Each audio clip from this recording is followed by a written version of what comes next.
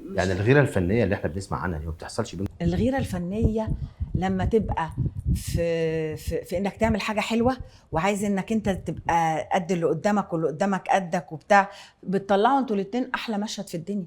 انا واحمد العوضي لما عملنا المشاهد بتاعت اولا المشاهد بتاعت المخدرات بتاعته، احمد العوضي كان بيعيط بجد، كان بيعيط بجد والله. فيعني بناخد وندي من بعض.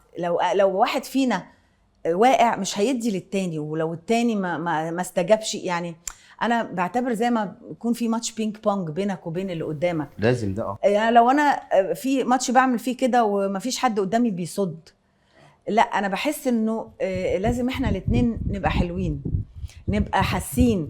يعني او انا حاسه انه ده ابني اللي بيشرب مخدرات ومخضوضه عليه وبتاع، وصرخت عشان اقول لصاحبه ما تروحش تجيب حاجه، وحطيت له رجلي على المخدرات عشان خاطر ما يشربش، وهو بيتحايل عليا ومش هو بيتحايل عليا.